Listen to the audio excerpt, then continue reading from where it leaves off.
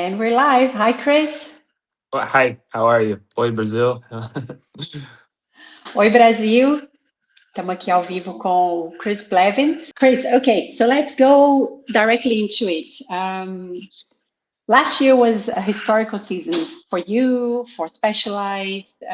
So I think I would like to start talking a little bit about that. What did 2025 racing mean to you? Yeah, it was a culmination year. A lot came together. And a lot of ways, it's been a few months now and it feels like, the past, it's like a distant dream. And I'm just focused on like where I'm where I am now. So I haven't thought too much about it. But looking back, it was an incredible year for the whole team, and I think it built on a lot of little moments that stacked up. Both for me personally, and then as the team, as the whole brand. I think like growing the level of the factory team throughout the years. This is like the 10th year, more or less, that I've been. Well, yeah, 10th year that I've been a part of Specialized Factory.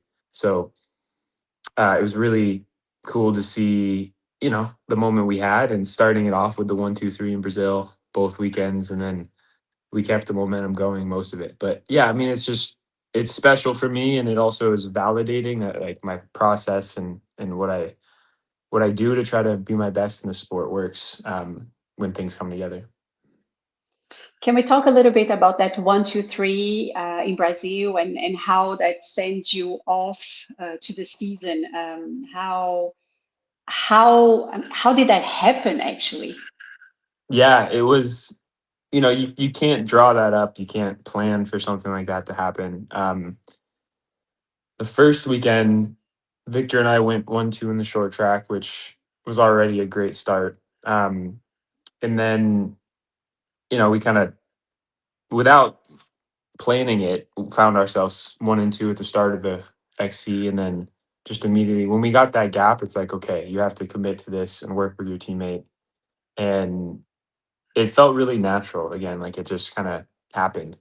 And then the next weekend was the super dynamic race. The second round in Arasha was, I think, one of the most exciting races of the year. Just people attacking all over the place, a big pack dynamic, and the course was phenomenal. And again, that was like a last lap. You know, you can't plan it; it just happened. So really, really special. And yeah, I mean, at that point, the season already felt like a big success, but it gave us a lot of confidence for the rest of the year. I'm just going to translate something that you said because I think the Brazilians are going to be happy to hear that. And I know a lot of people who are watching were there in Araxá and they saw it all happening. O Chris falou que o circuito em Araxá é fenomenal. Ele é realmente fenomenal e o circuito deu muita energia para que aquela constelação 1, 2, 3 Specialized acontecesse. And how, because yeah, the atmosphere was electric. The Brazilians are super passionate fans and they love Specialized in the country. So how did you actually feel that, or when you're racing you're just in a tunnel and yeah, you don't really interact with the noise? Yeah, I think both are kind of true. Like absolutely, we felt it, and I think everyone can say on the World Cup circuit that Brazil is a really special place to race, and that is because of the people. It's because of the passion, and because people love mountain biking themselves, and they love being able to have us come into this country, and so it's a different feeling. And I think I speak for the entire World Cup circuit in saying like we love it, and everything around the race too, not just the race itself, but Arasha was an amazing course. And then, yeah, at the end of the day, though, like the race course does give you the focus and you kind of like hear everything, take everything in, feel that energy, and at the same time, don't let it pull you away from the very simple, focus that you have for a race. You said something before. You said the season was a combination of lots of little moments. What were those moments for you? Yeah, good question.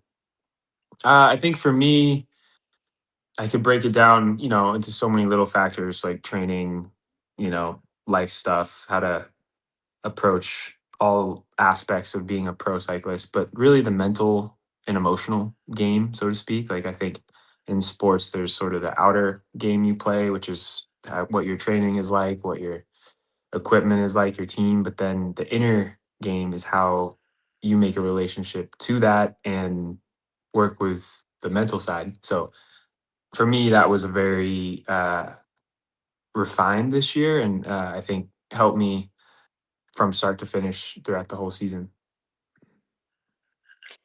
And do you have, so yeah, picking up on that, because that's when we had some cool questions from people in Brazil who are clients of the specialized shops sending questions, and there were quite a few questions about your rituals, your pre-race rituals, your how do you balance the physical, the mental, and the equipment. Um, how is that mental preparation for you? And because we see there's people doing very fancy things, there's people who are mentally already very strong, they just need to find the right focus moment. How does that work for you? Yeah, I think a key part for me I found is like mental flexibility is a lot better for performance than mental toughness alone, So like being mentally strong actually means being very responsive and flexible and open-minded and able to respond to changing circumstances or You can't control everything. yeah, to be with the flow and to be in the present moment and not try to control what you can't control, but respond within it. So I do a lot of mental work. I do a lot of meditation. And then I think like outside of the practices, it's more the sense of like coming back to the basic present moment experience on the bike. So no matter what you're doing, you have all that's really happening in the field of your experience, your awareness is like my hands are on the bars, your feet are in the pedals, and like you can come back to that So you anchor come back to the and body. When the mind starts going somewhere else, yeah, you bring it back to the body. yeah. So that's always there, and then it happens kind of naturally. And I think there's this all at onceness, like everything, including as I said, the fans and the energy and maybe you need to plan your next feed on the next lap, like when to go into the feed and get a water or take a gel. So you're able to process all of that, but you stay rooted in the present moment in your body. So I think I have my routines and rituals before a race. They're pretty simple. Eat a lot of carbs. Warm up is always the same, but it's really like getting into an energy and a sense of like for this hour and a half, this is all there is in the world, for me. And that simplicity is really important. O Cris está falando que para ele simplicidade é muito importante e que para manter essa fluidez na prova e o foco, ele gosta de sempre se lembrar que por 1 hora e meia a única coisa que existe no mundo é aquela competição. E quando a mente começa a querer ir para outras direções, ele lembra da mão no guidão, o pé no pedal, o bumbum no banco e traz tudo de volta para o corpo. That is fascinating. Have you always been someone who is super present, or is it something that you actually train? Because mindfulness is it can be trained, but some people are just better at it. Yeah, I think all of us on the bike, it kind of naturally brings you into that. Mhm. So that's why a lot of us love it. But absolutely, Turning it's pedals is something. kind of a meditation. Yeah, for sure. But no, it's definitely something I train and work quite a lot at, these last, I'd say 8 years. So there's a lot of ways to bring it into your normal riding experience, and but yeah, it's definitely something I'm intentional at, and I think it helps inform the rest of the process. Like it's not like the mental part is separate from the physical; it's all together. And yeah, and it sounds like you're super conscious on the obviously the physical preparation is a big part of it. Do you enjoy training or do you prefer racing or do you like both? Yeah. Well, a lot of days you don't like training, but you kind of have to love it. You kind of have to work with it and appreciate the process. Like that's its own reward is being able to be the best you can every day. And sometimes that means it's a recovery day and you can allow yourself to relax and not try to do too much and perfect everything. But I've realized that in a sport this difficult, the only way to do it is to fall in love with the process. If you're just training for a result or a race moment, a lot of times it doesn't come. There's a lot of times that you lose a lot more than you win. So if you're just training in order to win something, then I think that totally takes the joy and the purpose out of it. So it's a process of having to find your kind of why and difficult to love the process. Like I said, sometimes you don't like training, and I like today I've got to go out and do 4 hours after this, but you learn to make a relationship to it in a way and love it as best you can. Okay, you have 4 hours today after this. I do, So, yeah, uh, yeah. so I'm not gonna. Okay, we're gonna stick to the Oh, time then. yeah, yeah. So I'm going to bring you back to the course in Arasha because that was yeah, your win there was one of, for everyone, I guess, obviously for you, for the team, but for everyone was one of the highest moments of the season. Um, how did you? So it was your first. It wasn't your first time on that track. When you got there, you saw that there were changes. Walk us through your days in Arasha leading to that win? Because I also want to talk to you about the bike choice afterwards. Yeah. Um, I think, what's really nice with the team with Specialized Factory is like we everybody's super close and the staff and the riders really well. So you kind of can immediately feel like comfortable and taken care of in a different country. And um trying to think of what those days were like. Definitely adjusting to the humidity a bit. We did some heat training and Mhm. a lot of rides out on those dirt roads, close to the venue. Getting Um, your tires orange. yeah, yeah, exactly. And then having some good meetings with the team who, before we were able to get on the course, were walking the course and being able to give us input, show us pictures of the changes, and yeah, start to think about what decisions we'd make with equipment and everything.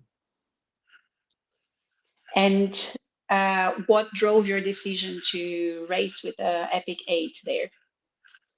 Yeah, honestly, it was a pretty easy decision because it's such a fast technical course with these, you know, big impacts. While the climb, the Epic World Cup is, I would say, equally as good. It's a great Mhm. climbing bike. It's capable, but on some of those rock gardens and those jumps, the Epic 8, was just so fun. And so I think all of us knew that it's the best bike for that course. And I mean, I know we'll get to this, but like it's amazing to me that the Epic 8 was the fastest bike for the top 5 riders on the downhill time section of I think the second round. Like the first 5 times were all on Epic 8s.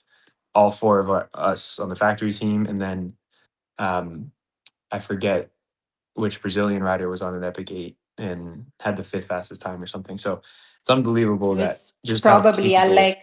Alex Yeah, Malacano. it was probably Yeah. yeah, yeah, yeah. Or Gustavo. I don't know if it was Alex or I Gustavo, think it but was yeah. Gustavo actually. Okay. But anyways, it's like the Epic 8 was just so it's just so good, honestly. Gente, o que o Chris está falando aqui é que na volta mais rápida, a descida mais rápida no Rock Garden, os 5 tempos mais rápidos foram na Epic 8. Então foram os 4 da Specialized, mais provavelmente foi o Gustavo, que foi o 5º tempo mais rápido no Rock Garden. That is incredible. And why do you think? What is your feeling Mhm. that makes that bike so fast and so good on those technical downhills? Yeah, I think how obviously the geometry and the, suspension play a big part, but I would say it's the whole system. Like I've said this in a lot of interviews and meetings that it's like it's not just the frame, it's the wheels and the tires and the cockpit and everything. This is the advantage of riding for specialized is everything kind of works together extremely well. Um, so that gives you a lot of trust that like, okay, this all is aligned and you can push a lot further. Um, the suspension was great. It felt like really rooted and dynamic. Like I move around a lot on the bike and it's definitely one you can. And yet it like when you need to just go straight through the downhills, it takes you through it. So yeah. And yeah, the suspension is a super special feature of that bike. Do you feel that it on for your bike on your rides has it evolved? Have you felt changes on the suspension? Mm. Yeah, I've slowly made some tweaks and I think like depending on the course, sometimes it's less pressure. Brazil was Mhm. probably about this normal setup. I think that, you know, as it is, like just out of the box, that big eight suspension's so good, so we don't have to make too many tweaks. But the flight attendant is super customizable, and you can, make a lot of uh, different settings on it. But I think that the descents in Arasha were all open setting, anyways, and just big, fast, really fun downhills. Are you gonna miss having that race in Arasha this season? Yes, yes, absolutely. Very much so, yeah. I think we all are. So hopefully we can come back, if not next year, then the year after. But yeah. We're hoping for that too. There's something that you heard a lot in Arasha. You probably didn't recognize what people were saying, but they said to you all the time. They were screaming "Socabota." Can you say that? Socabota. Sakabata. Uh, Right. They're saying "Full gas, Chris. Full gas." okay. All right. I That's like what they it. were saying. I like it. All right. Well, hopefully I'll hear that even though we won't be in Brazil. If there's You any will, Brazilians well, that next make time it you to the go, World you Cup. Yeah. you you'll hear it. You'll hear it. Um, So still on the Epic 8, so yeah, obviously for Brazil was the best bike for racing. What other terrain do you normally choose that bike for? Other World Cups? What is usually your okay, this is Epic 8 land. Yeah. Honestly, it's hard to think of a setting where I wouldn't choose it, even just for a training ride out here, both kinds, whether it's like I'm on a, pretty rough gravel road that has some single track in it. Like a lot of times I'll take the Epic 8 over a gravel bike because it's just more fun and it's still so Mhm. light and stiff. And then we put some big tires on it and you ride some steep descents like we have here in California, and it's as good as a trail bike. So um, that's I think for the everyday rider, like it. I don't think that I would possibly choose a different bike than the Epic 8 because it's so versatile. And if you like to pedal, especially, turns out even if you don't like to pedal, you have to pedal a lot of times with your mountain bike. So, um, and then for racing, yeah, I raced it every single round this year. And there's little tweaks like tires are a big one and suspension settings, but no matter what kind of course, even the short tracks, like where we were running gravel tires, you still have such a stiff like pedaling platform on the Epic 8. So it wasn't an issue at all. Um, and I think it just gave us an advantage like in really every scenario. Fantastic. I think there is a question here from Pedro from Multibike in Brazil, and he wants to know what's your most memorable race with the Epic 8? Mm, good question. I would say Nova Mesto. That was a really significant race for me to the cross country, to win on that course in Europe and to do it solo like the last lap. Um,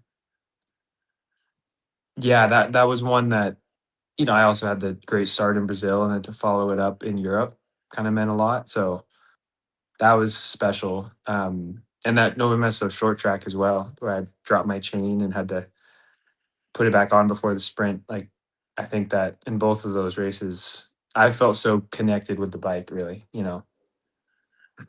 What does it mean to feel connected with the bike? What is the difference, Mm, um, really, when you are connected with the bike? What yeah, happens? yeah, yeah. I think you stop thinking. You just ride, and you don't have to like start imagining when to put the dropper down, when to shift, when to lock the bike out. Like, you just everything is happening, and the bike is just a natural extension of you. So that's flow state. That's what we all look for when we ride our bikes. And that's what, helps you win races as well. Yeah, it's cool that you talk about the flow state, and I guess yeah, Christoph is always talking about he has something that has nothing to do with the flow state, but turns out it is how it starts. So he always says that out of comfort, that's where magic happens. Mm, And I guess you need to have gone through a lot of suffering and discomfort in a race to finally enter flow, right? It doesn't yeah. happen from how does it happen for you? Can you tell us a little bit? Yeah. Well, that's a good insight. That, I mean, yeah. The good thing about racing cross country is that it's going to be hard no matter what, if you're no matter what. Um, but yeah, it also, like, there's different kinds of it. This is what I love about the bike is, a fun ride with your friends is a different kind of flow state, and. So um the racing definitely brings it on for me just naturally. Like, when the environment is set up like that, I know that that's kind of what I have to trust and get to and allow to happen. When it's training, sometimes it's harder, to get into it. But um I think it's as simple and as difficult as coming back to the present moment again and again and again. Mhm. Yeah, that's I guess that's the dream of every coach to be able to teach an athlete how to do that. But everyone has their own entry door into that in that flow state. Totally. Um, Changing a little bit to a question about how the rider feedback actually influences the final product. So we have Mm. a very cool question from Leo from American Bike, and he wants to know like how much does your feedback and the other races feedback will change the final product that will end up being bought by a fun rider somewhere in the world.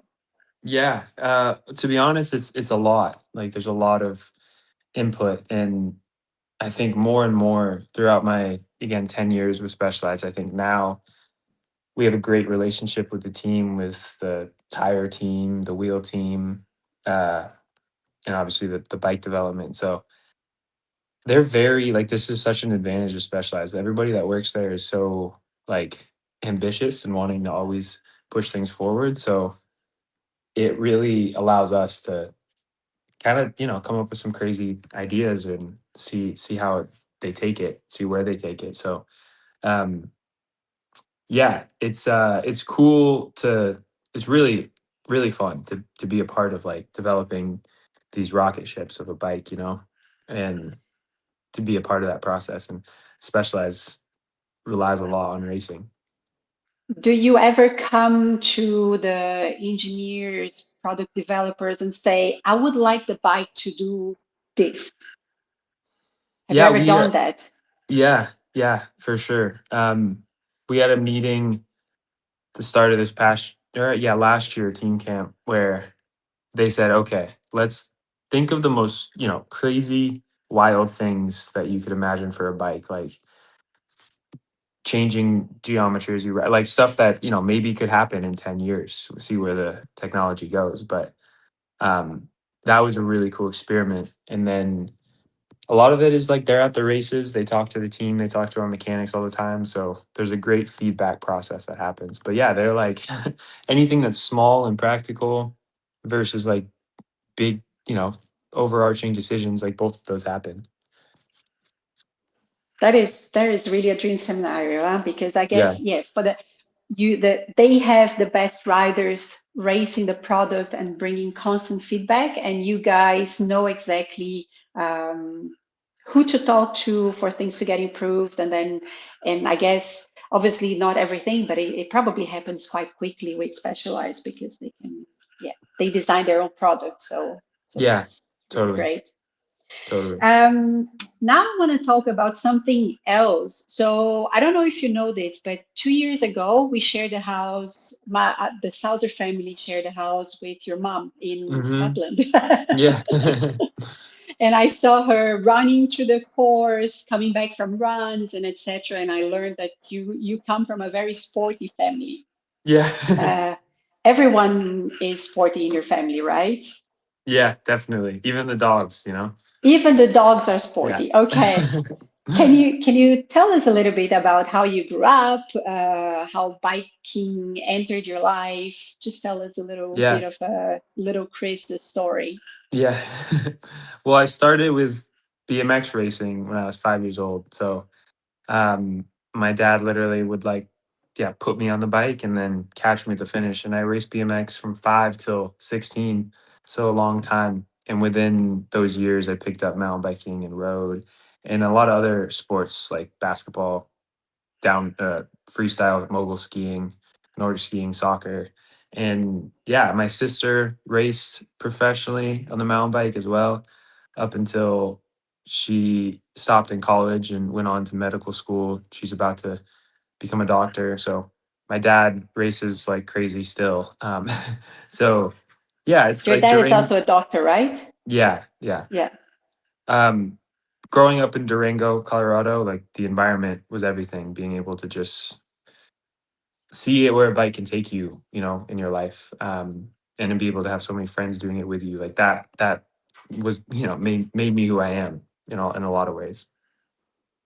That is amazing. That's super cool. And I guess I'm sure there's lots of moms and dads watching this, and they're asking themselves, what's the right spot for pushing your kids or encouraging your kids, Mm-hmm. and when does it become too pushy? Do you Yeah, do you yeah, have any yeah. experience with that Oh yeah, for from sure. your I mean, parents?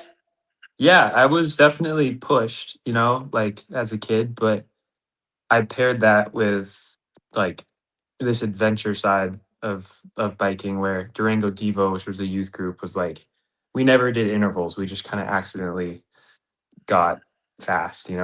That's what Sepp Kuss came out of, Howard Grotz, Riley Amos.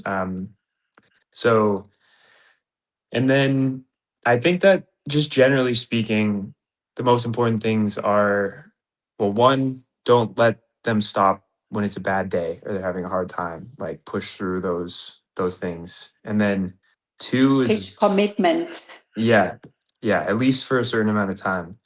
And Mhm. two is I think really kids' own curiosity and sense of growth. And if they can make themselves feel like, yeah, it's theirs and they want to see how they are in those environments, that's great. And helping them realize that fun and hard work go together, like they're not separate and they're both part of it. And sometimes you're working hard when you want to be having fun, sometimes you're having fun while you're working hard, and it's all about creating balance. And I think we talk a lot about how this sport is fun and at an early age, like it should be. You got to love biking and just put in a bunch of pedal strokes and don't care about results or comparing yourself. But at a certain point, this is clearly a very difficult sport, and you have to choose if you're going to do it, like really do it. You have to acknowledge how hard it is and not get around that because you won't be able to. So both are important, and again, they're not mutually exclusive. You can have a lot of fun while working hard. That is, yeah, I wish I could. translate all of that, but I hope the subtitles will do justice to what you just said because it's super inspiring. For you, when was the moment when you were like, okay, I'm having lots of fun racing BMX. I love going out on my mountain bike with my friends and doing crazy stuff. When was the moment when you said, huh, I can do this to a super high level and I'd like to become professional? Mm. Yeah, honestly, I was pretty like early on. Was so serious as a 6 year old. So and quite competitive within the U.S. I think when I was like 17, 18, and especially when I was 18, I won essentially a World Cup. I was fourth at Worlds that year and won one of the biggest stage races on the road and then signed a pro contract. And I think at that point, I realized like, oh, there's actually a way to make a career out of this. But I was super fortunate to grow up in Durango, being surrounded by Todd Wells, who you know well, and Ned Yeah. Overend, and all these people, also specialized riders who um, showed me that being a pro mountain biker is possible. And I think that's why having homegrown pros is so important. So the Brazilian pros these days, I'm sure Avancini paved the way for Alex and Gustavo, and now they're paving the way for younger riders who see, oh wow, I could be a pro like that. It's true. It's so important, right? Because if you don't have those references, you don't really think, yeah, I love this. I have a lot of fun, but I can't really make a career out of it. So when you Yeah, have someone who does it for the first time and you see, huh, then yeah, there's good talent that follows. totally, totally. And now looking towards the future, because yeah, as you said in the beginning of our conversation, it was a historical season, amazing season for you, uh, but it's now in the past, and I'm sure your eyes are on 2026 and what's going to happen. So what do you expect from this season? Yeah, I mean, I think uh, at this point in my elite career, you kind of get used to the pace of training and what the World Cups feel like and the season. So that feels good, being kind of comfortable with it. But I want to just keep pursuing my best. And I know now that my best can be winning, you know, and hopefully I can keep doing that. Obviously, the Olympics is, in LA, a big goal. So building towards that. But I love racing World Cups. I've been asked like if I'm going to race on the road or do other disciplines. And right now, I just love racing World Cups. And so, same thing. And I want to, focus on World Championships next year and World Cups. But yeah, so it's just like it's that simple. It's just keep doing what I'm doing as best as I can. And this year, with the World Cup starting quite a bit later, what do you do to keep the motivation, the racing speed? What are you on to now? Yeah, it's really nice to have like these now 3 months to just train, 2.5 months, train super, super well and build a good foundation for the whole year. So having that time is just such a, a luxury. It's true. Are you doing other races in the US? Are you traveling a little bit? Yeah, I'll do a couple races in the US, but not trying to race a bunch, not going all over the place, Hmm. which is great. Just sharpening Yeah, the knife. yeah, totally, totally. And what is your what does it look like in the places there where you train Mm, around your home? yeah, it's I live, by the beach, so I'm 15 minutes away from the ocean. It's kind of like Mediterranean. It's a little dry, but super green this time of year. And honestly, one of the most amazing places I think there is to ride in the US. So if anybody wants to take a trip to Central Coast, California, I, I recommend it for sure. And yeah, you said the weather hasn't been great for surfing, or it has, but you just haven't taken the time. Yeah, it has. My like internal weather, hasn't been great, but um yeah, I love surfing a ton. So I know a lot of Brazilians do as well. So hopefully soon I'll get out there. What else do you do when you're not biking? You surf? What else do you do? What Yeah, else I do you have like to a do? play basketball. I love basketball, but that makes my legs quite tired. Have a lot of friends that are here in San Luis Obispo, which is great. And do some creative projects at times, make some music, and yeah, at this point, like just having some time without having to travel is like that's enough. You're just filling the cup. The Chris Yeah, cup is super full. yeah, it's trying to be.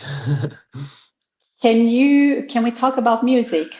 What Yeah, do you like sure. to what do you like to listen? A lot of different kinds. Rap, some indie rock, R&B. So I guess now I've been listening to a lot of Geese, which is a funny band name, but they're pretty popular in certain like kind of people in the US. Geese and Dijon and yeah. I don't listen to a ton of music when I ride. I kind of just don't ride with headphones often. Okay. Um, just listen When do you to listen to music? At home? yeah, at home folding laundry. I was doing that this morning and yeah. And you rap. I do. Yeah. I write a lot of I'd say poetry, spoken word, and sometimes, yeah, full on rap. But it has been mixed kind of into some of my creative projects that I've done, which has been cool. And what kind of creative projects? Do you do that by yourself? Do you have people you do that with? How does that work? How does that come about? Yeah, so I started a production company, creative studio called Still Spoke a few years ago, and basically just a platform, multimedia. So it's has a YouTube page and a bunch of other stuff that we basically are able to tell stories about the sport in creative ways. So a lot of my video series I've done, I'll mix in some spoken word, not quite rap, but a little bit. Is there any spoken word you can share with us here, live, for the I, Brazilians? I knew it was coming, and I'm still not prepared.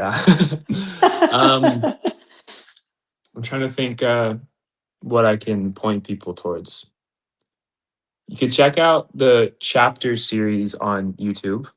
That has a lot of written stuff. I have written like probably like a whole album worth of songs. So hopefully I'll at some point find the time to record that and share it.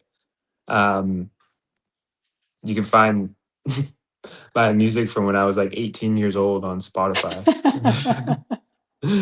I'll look it Yeah. up. I'll definitely look it up. Yeah. And what inspires you? Where does the inspiration come from? Yeah, I think I'm a pretty introspective process. So writing is more for self-reflection and kind of using it as a bit of a journal platform. And then yeah, just my experience and universal experiences. Amazing. If you think far, far down the road, what is a legacy you would like to leave for the sport? Hmm, good question. Have you I ever thought think about that? yeah, I think it's really like I'd like to leave a legacy of love for the sport, like love for the fact that we get to race our bikes. And there's a lot there's a lot of stuff happening in the world, and uh, it's a huge privilege to be able to come together as a community and race our bikes. And I grew up literally as a bike racer from as long as I can remember, and have learned to have a relationship, like I said, to loving the sport and loving the people I come across, the places I get to race, all the hard work.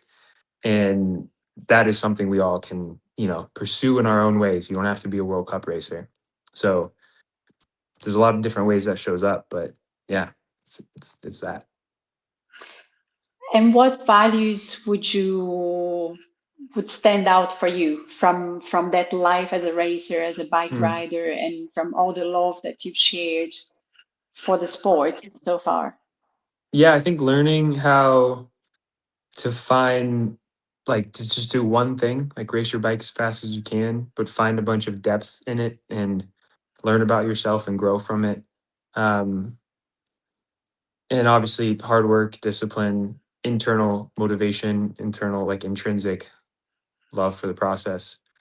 Um, and team, like being able to do it a part of I'm only who I am because of all the people who've supported me through the years and my specialized team. So that's a huge important part as well.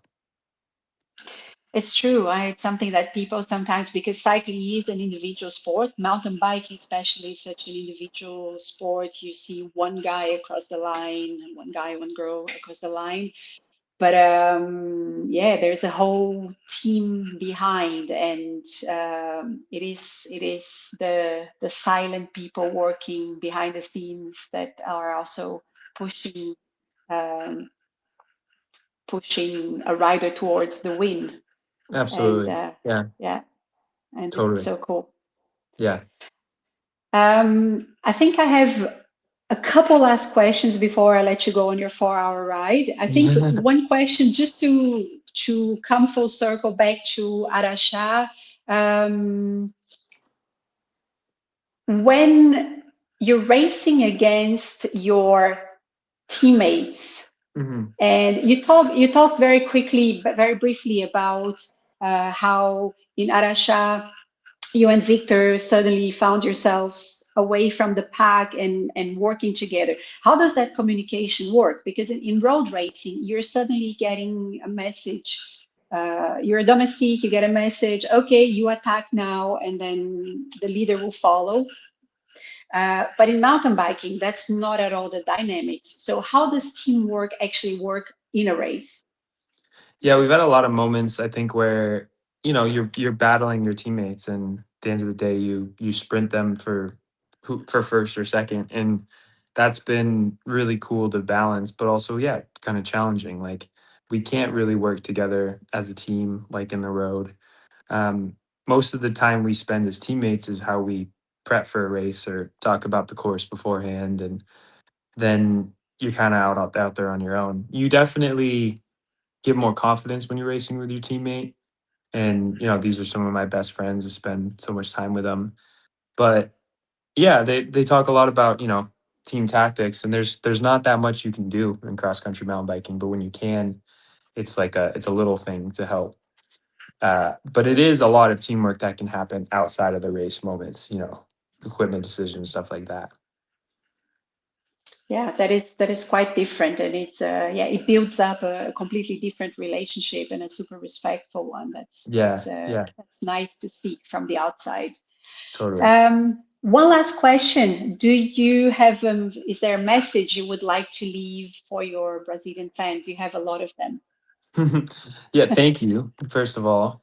Uh, Obrigado for wait, that's thank you, Yeah, right? that's right. Close, That's okay. right. Yeah. Obrigado. It's Yeah. been a while now. But no, thank you for following me, for following us. I definitely it was amazing to me in Brazil, I think the first round, especially the second round, just how many people were cheering for me, cheering for Specialized. So it means a lot. And I really hope to be back sooner rather than later.